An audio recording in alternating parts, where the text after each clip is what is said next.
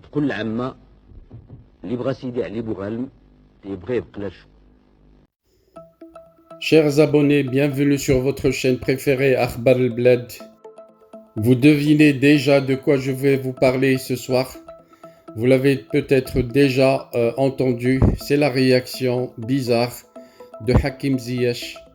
Hakim Ziyech que tout le monde attendait pour qu'il donne suite à la demande de réconciliation que lui a préparée la fédération et que tous les Marocains attendaient avec l'entraîneur Wahid Halilovic.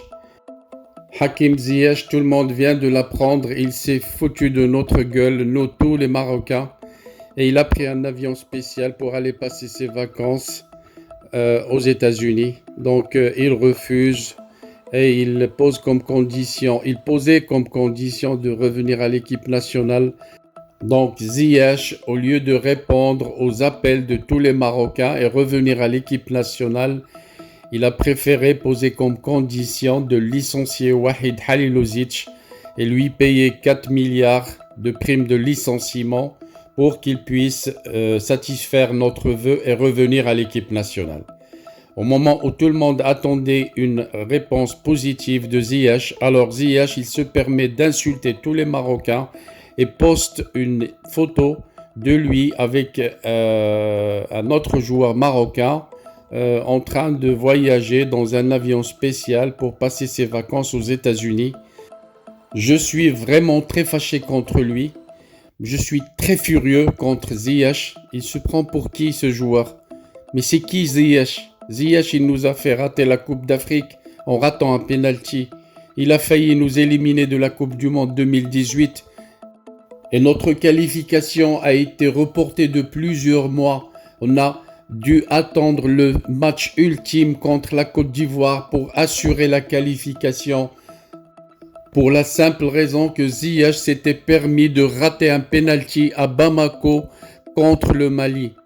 Vous vous rappelez du match, le match où on avait battu le Mali par 6-0. Et si on avait gagné le match retour après une semaine, on aurait pu assurer la qualification à la Coupe du Monde très tôt. Mais parce qu'il a raté un penalty, on a dû attendre.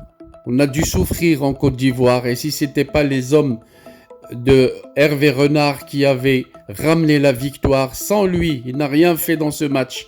Il n'a rien fait dans ce match. Sans Ziyech, les Lions de l'Atlas s'étaient qualifiés en Russie. Et en Russie, qu'est-ce qu'il a fait Ziyech? Rien. Et en Coupe d'Afrique 2019, qu'est-ce qu'il a rendu à l'équipe nationale? Rien. Il n'a rien fait de rien. Et il s'est même permis de se disputer avec Hervé Renard. C'est un récidiviste ce joueur. Il a l'habitude de se piquer une tête et de se prendre pour un Messi. Pas Messi le joueur, mais le Messi, le prophète. Moi, je vais te poser juste une question, Ziyech. Je n'ai pas le droit de remettre en cause ton amour pour ton pays. Mais réponds-moi, est-ce que vraiment au fond de ton cœur, tu te sens marocain? Parce que en refusant de venir dans ces conditions, je ne pense pas que tu aimes le Maroc. J'ai le sentiment que tu regrettes de ne pas avoir joué pour la Hollande. Tu ne sais pas ce que tu veux. Tu as refusé la Hollande et tu as choisi le Maroc. Mais au fond de toi, quand tu rates ton penalty, quand tu boites le pas, quand tu fais traîner le pas dans un match décisif, j'ai le sentiment que tu te poses la question, que tu as un sentiment de regret d'avoir choisi de jouer pour le Maroc. Et crois-moi, si vraiment c'est comme ça que tu penses, alors laisse tomber le Maroc.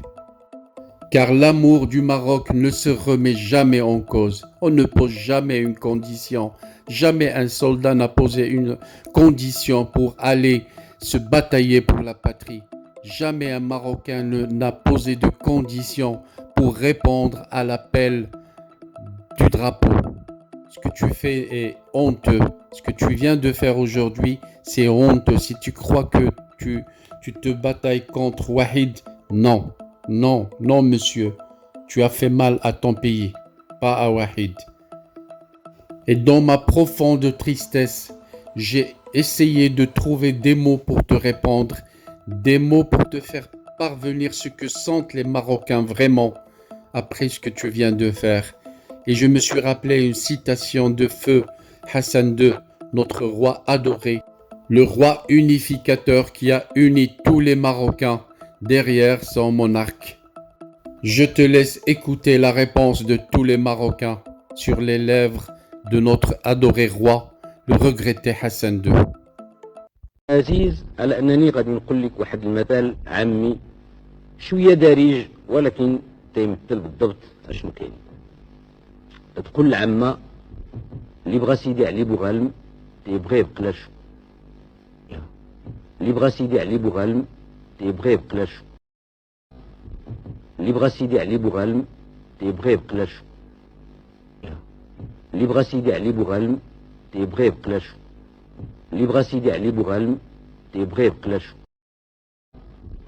اللي بغى سيدي علي بوغالم تيبغي بقلاشو، اللي بغى سيدي علي بوغالم تيبغي بقلاشو، اللي بغى سيدي علي بوغالم تيبغي بقلاشو، اللي بغى سيدي علي بوغالم تيبغي بقلاشو،